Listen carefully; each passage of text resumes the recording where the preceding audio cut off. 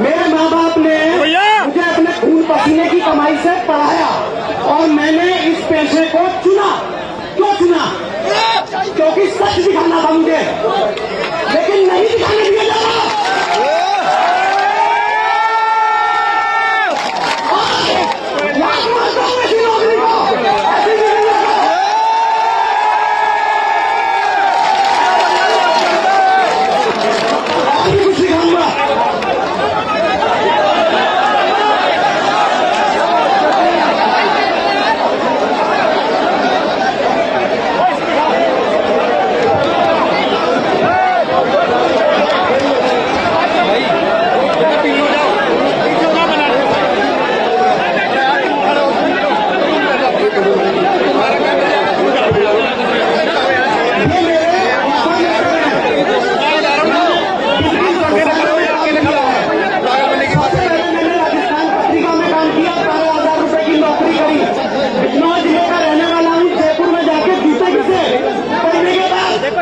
उसके बाद में मैंने दिल्ली में बिजनेस भास्कर में नौकरी करी।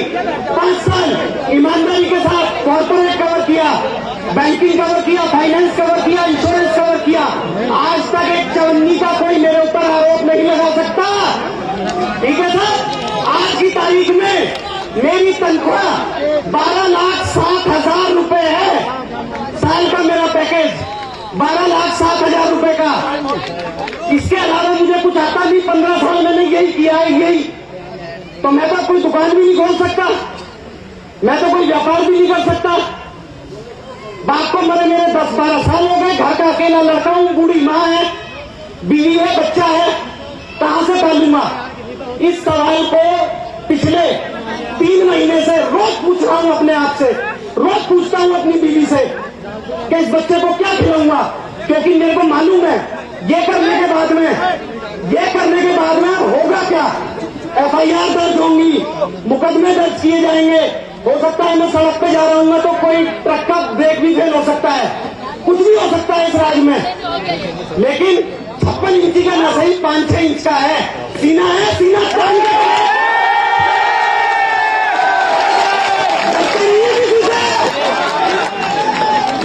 डरते नहीं है।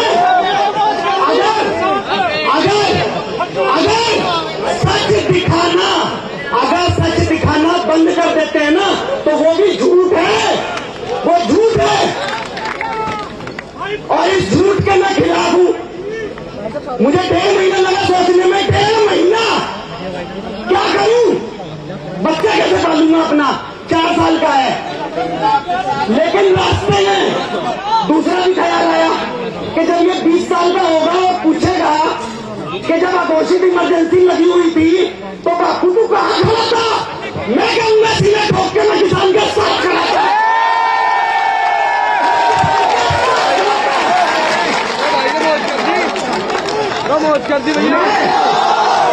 भूखा मर सकता हूं, भूखा मर सकता हूं।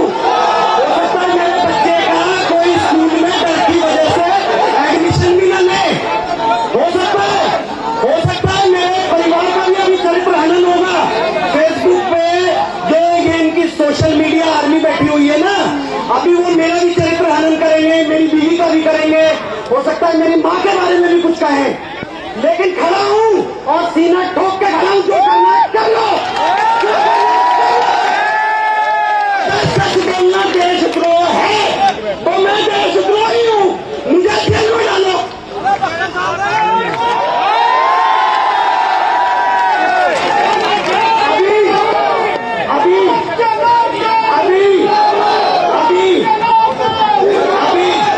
अभी एक सवाल और आएगा, सोशल मीडिया आर्मी उछालेगी उस सवाल को भी। वो सवाल ये होगा कि आखिरकार तुम इस मंच पे क्यों आए? आखिरकार भैया सुन लो, मेरे लिए जीवन मरण का प्रश्न है, आपके लिए 4 नारे लगाने का है। सुन लो,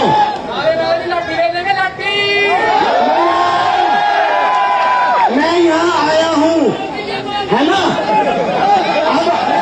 अब मुझसे सवाल पूछा जाएगा कि इस मंच पे ही क्यों आया, गाजीपुर बॉर्डर वाले पे क्यों नहीं गया, टीकरी वाले पे क्यों नहीं गया, फलाने पे क्यों नहीं गया, ठिकाने पे क्यों नहीं गया? अरे यार, ये किसानों की महफिल पूरे देश में लगी हुई है और आज मुझे ये वाली महफिल कवर करने के लिए भेजा था और ये रख दी मैंने धूपड़ी।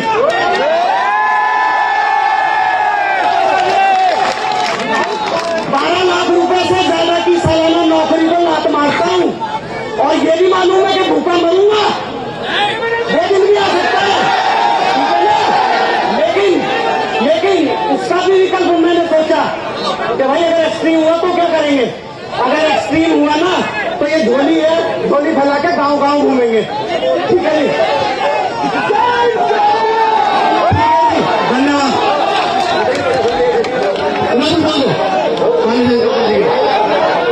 आप लोगों के बीच में जिस घड़ी का आपको उद्गार है, आप ज्वाइन करोगे, पहले ज्वाइन करोगे।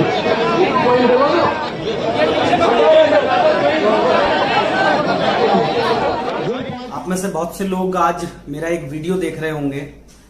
उसके परिप्रेक्ष्य में कई सारी चीजें हैं, कई सारी बातें हैं। वहां मंच पर मैंने क्या कुछ कहा, कुछ लोग उसको किस तरीके से इंटरप्रेट कर रहे हैं, कुछ मिस इंटरप्रेट कर रहे हैं, कुछ मेरे संस्थान के बारे में बातें कर रहे हैं, कुछ मेरी भविष्य की प्लानिंग को लेके बातें कर रहे हैं। तमाम ऐसे सवाल हैं, तो मैं उन सवालों को यहां पर क्लैरिफाई कर देना चाहता हूं, बहुत सारी चीजों को। सबसे पहला है कि मेरा संस्थान जहां पर मैं नौकरी करता हूं, वो मैंने वहां पे जो बातें कही वो overall pin pointed towards any one institution, एक संस्थान के प्रति या एक किसी चैनल के प्रति नहीं है, वो सबके प्रति है। जो ओवरऑल एनवायरमेंट है, ओवरऑल जो पूरा का पूरा माहौल इस समय पर बना हुआ है। अब आप कहेंगे कि इसमें बात शायद आप घुमाने की कोशिश कर रहे हैं, ऐसा कतई नहीं है। मैं अपनी जो मनोस्थिति है वो बता देता हूं कि बीते 2-3-4 महीनों के दौरान किस तरीके की रही है। न्यूज चैनल वाले जब किसी कवरेज के लिए जाते थे अब से पहले, तो उनका सम्मान होता था। इस पेशे को चुनने के पीछे एक बड़ी वजह वही सम्मान था। जब मैंने जर्नलिज्म का कोर्स किया तब उस सम्मान को देखते हुए मैंने इस पेशे को चुनना का मन बनाया और चुना इस पेशे को। वो सम्मान आज की तारीख में गायब हो चुका है। फील्ड में जाते हैं, कई बार स्थितियां, तमाम जो ऑर्गेनाइजेशन हैं उनके रिपोर्टर्स के सामने ये परिस्थितियां बन जाती हैं कि उनको अपनी आईडी हटानी पड़ती है। चैनल्स के जहां जहां पर जगह जगह पर मुर्दाबाद के नारे लगाए जाते हैं, गोदी मीडिया के नारे लगाए जाते हैं, तो इस परिस्थिति में किस तरीके से काम होगा। मैं नहीं कर पाया उस काम को। झेला मैंने जब तक मैं झेल सकता था। शायद किसी के झेलने की लिमिट मेरे से भी पहले ओवर है कि क्या भाई ये सरकार के खिलाफ है या किसी चीज के खिलाफ है। मैं मीडिया ऑर्गेनाइजेशन में काम करता हूं, इससे पहले भी मीडिया ऑर्गेनाइजेशंस में काम किया है। जिस तरीके का काम मैंने बीते लगभग 10-12 साल में किया, उससे मैं पर्सनली बहुत सेटिस्फाइड था, बहुत खुश था मैं कि हाँ, मैं जो खबरें करता हूं 1-2 दाएं बाएं थोड़ा सा करने के अलावा सब मोटा मोटी वैसे ही जाता है।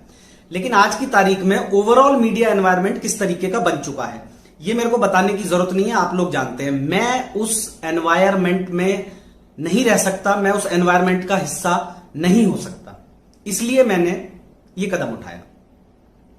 अब दूसरा सवाल आता है कि भाई साहब वहीं क्यों, वहां क्यों नहीं, उस बॉर्डर पे क्यों नहीं, उस बॉर्डर पे क्यों नहीं, इस तरीके के तमाम सवाल हैं। तो मैं जहां पर कवरेज करने के लिए गया हूं, जिस जगह पे मेरे को बोला गया है कवरेज करने के लिए, जाहिर सी बात है कि अगर मैंने ये स्टेप लिया तो वो वहीं पे लिया जाएगा। शायद ये सवाल का जवाब मिल गया होगा।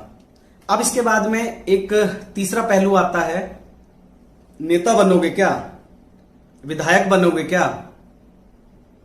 भाई साहब, मुझे आती है पत्रकारिता, जो मैंने लगभग 14-15 साल में की है, और शायद वही पत्रकारिता मैं आगे भी करना चाहूंगा। किसी के अगेंस्ट नहीं, किसी के बायस्ड नहीं, किसी के खिलाफ नहीं, किसी सरकार के विरोध में नहीं, किसी के पक्ष में नहीं, लेकिन जो फैक्ट्स हैं जो जमीनी हकीकत है, जो आंखों से दिखाई दे रहा है, जो लोग बोल रहे हैं, जो लोग कह रहे हैं, वो मैं रिपोर्ट करूंगा और वही मैं रिपोर्ट करना चाहता हूं और वही पत्रकारिता है। किसी की भी साइड ले लेना, चाहे वो कोई भी पार्टी हो, कोई भी पक्ष हो, वो मेरा काम नहीं है। अगर किसान आंदोलन में कुछ गलत होता हुआ मेरे को दिखेगा तो जाहिर सी बात है कि मैं वो भी रिपोर्ट करूंगा। फैक्ट्स को रिपोर्ट किया जाता है, हमारा यह काम है। ओपिनियन बनाना मेरा काम नहीं है। ओपिनियन जनता बनाती है, व्यूअर्स बनाते हैं, रीडर्स बनाते हैं। ओपिनियन बनाना मेरा काम नहीं है, यह काम है। ओपिनियन बनाना मेरा काम नहीं है। ओपिनियन जनता बनाती है, व्यूअर्स बनाते हैं, रीडर्स बनाते हैं। ओपिनियन बनाना मेरा काम नहीं है। अब आता है तीसरा सवाल कि अब आगे करोगे क्या। तो भैया मैं एक मिडिल क्लास आदमी हूं, मेरे ऊपर भी ईएमआई का बोझ है। एक छोटा सा 2 कमरों का घर लिया हुआ है, उसकी ईएमआई भी चुकानी है। नहीं चुका पाया तो 2 महीने 3 महीने बाद वो फोरफीट हो जाएगी। एक गाड़ी है, उसकी भी ईएमआई जाती है, वो नहीं दे पाया उसे भी खींच के ले जाएंगे। तो ऐसे में आप खुद बताइए कि मेरे सामने विकल्प क्या है। विकल्प यही है कि जो काम मेरे को आता है, जो मैं 15 साल से 14 साल से करता रहा हूं, मैं वही काम करूंगा। मेरा और इसके अलावा कोई एजेंडा नहीं है, कोई किसी के प्रति द्वेष या कुछ मन में कोई ऐसी है नहीं। जो कुछ है ये मेरा अपना है डिसीजन कि मुझे क्या करना है। मुझे इस सिस्टम का, इस पार्ट का, इस सिस्टम का हिस्सा नहीं बनना था। अब मैं इससे आगे नहीं कंटिन्यू कर पा रहा था, तो मैं क्या करूं। मेरे सामने विकल्प क्या है। छोड़ ही तो सकता हूं ना, छोड़ दिया। अब इसमें इफ एंड बट लगाने की मेरे हिसाब से शायद कोई गुंजाइश नहीं है। मैंने ऑलमोस्ट सारी चीजें क्लैरिफाई कर दी हैं। अगर कुछ और सवाल आएंगे मैं वो भी कर दूंगा क्लैरिफाई। लेकिन कुल मिलाकर मेरा यही कहना है कि मैं जो काम करता रहा हूं, मेरे को वही काम आता है। इसके अलावा मेरे को कोई काम नहीं आता। ना मैं बिजनेस कर सकता कि मेरे पास पैसा हो मैं बिजनेस कर लूं, ना मैं पॉलिटिक्स कर सकता कि मेरे पास पॉलिटिक्स का बहुत भारी अनुभव है और मैं वो कर लूं, या मैं कोई बहुत बड़ा मास लीडर बन जाऊं, या मैं कोई बहुत बड़ा मूवमेंट खड़ा कर दूं। नहीं, मेरा बिल्कुल अंतरात्मा की आवाज से आज की तारीख में सिर्फ अपने पेशे को, उस काम को, उस हुनर को जो मैं जानता हूं, जिसमें मैंने एक्सपीरियंस लिया है, जो बाय चॉइस है, नॉट बाय फोर्स है, मैं उसी को कंटिन्यू करूंगा। Thank you.